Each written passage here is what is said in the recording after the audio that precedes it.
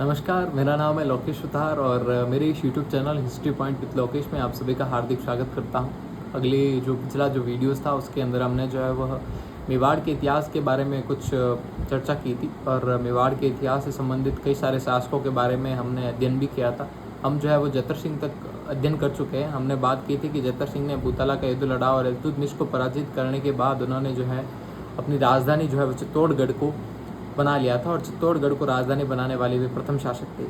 जतर सिंह के बाद में कई सारे छोटे मोटे शासक हुए होंगे, लेकिन हम इतिहास में उन्हीं शासकों के बारे में चर्चा करते हैं जिनका कुछ न कुछ ऐतिहासिक, राजनीतिक या धार्मिक योगदान रहा था। आगे चलकर शासक बनते हैं जिनका नाम होता है समर सिंह। समर सिंह ने सबसे पहले जो है वो जीव हत्या पर रोक लगाने का प्रयास किया था। उनके दो पुत्र थे, एक का नाम था रतन सिंह और एक का नाम था कुंभकर्ण। कुंभकर्ण जो है वो मेवाड़ से नेपाल चले गए और नेपाल के अंदर जाकर उन्होंने वहाँ पर गुहिल वंश की स्थापना की थी और अगले जो शासक बने थे उनका नाम था रतन सिंह। रतन सिंह की एक पत्नी थी जिनका नाम था पद्मिनी। पद्मिनी जो है वो सिंहल द्वीप की राजकुमारी थी और गंधर्वसेन और चंपावती की पुत्री थी।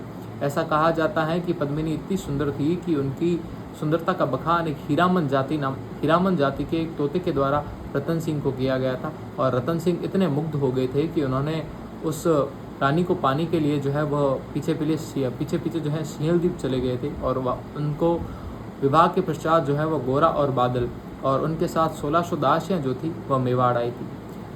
रतन सिंह ने अपने एक दरबारी विद्वान राघव चेतन को देश निकाला दे दिया। अपने इस अपमान का बदला लेने के लिए जो है राघव चेतन बाद में अलाउद्दीन खिलजी से जा मिला। अलाउद्दीन खिलजी का पहले ही जो है चित्तौड़गढ़ के सामरिक महत्व को देखते हुए वो वहाँ पर अधिकार करना चाहता था और वह इस मौके को गंवाना नहीं चाहता था।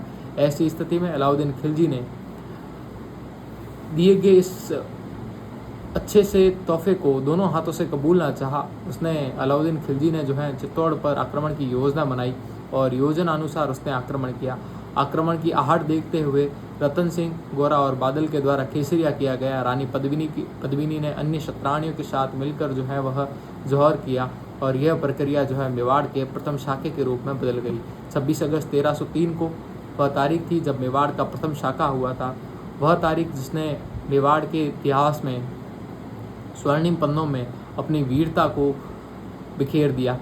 वह तारीख जिसने मेवाड़ की धरा पर काल संकट के काले बादल छा दिए थे और ऐसा पहली बार हुआ था जब मेवाड़ पर किसी अन्य का इतना भयंकर क्रूर रूप से आक्रमण हुआ था। ऐसी स्थिति में जब मेवाड़ पर अलाउद्दीन खिलजी ने आक्रमण करके विजय हासिल कर दी, 26 अगस्त 1303 की वह तारीख जब मेवाड़ का प्रथम शाखा हुआ, तो अलाउद्दीन खिलजी ने अपना चित्तौड़गढ़ का जो किला था वो अपने पुत्र खिज़र खां के नाम पर कर दिया और चित्तौड़गढ़ का नाम बदलकर खिज़राबाद कर दिया। खिज़र खां यहाँ पर 1303 से लेकर 1313 तक उसने यहाँ पर शासन किया और उसने जो है वो गंभीरी नदी के तट पर एक पुल का भी निर्माण करवाया। साथ ही के अंदर उसने अपने पिता की याद में एक अभिलेख का भी निर्माण करवाया जिसमें उसने अपने पिता को दूसरा सिकंदर, ईश्वर की प्रतिछाया और साथ ही के अंदर दुनिया का रक्षक इत्यादि नामों से उसको उपाधियाँ भी दी। साथ ही के अंदर खिज़र खां यहाँ पर 1313 तक रहा। बाद में उसने 1313 से लेकर 1326 तक का यहाँ का जो साम्राज्य था वह कानड़देव सोनगरा के भाई मालदेव सोनगरा, जिनको मूछड़ा मालदेव के नाम से जाना जाता है, उनको सौंप दिया और आगे चलकर जो है यहाँ पर अलाउद्दीन खिलजी की देख रेख में चित्तौड़गढ़ का सारा कार्यभार जो है वह मूछड़ा मालदेव यानी मालदेव सोनगरा के द्वारा ही संभाला गया था।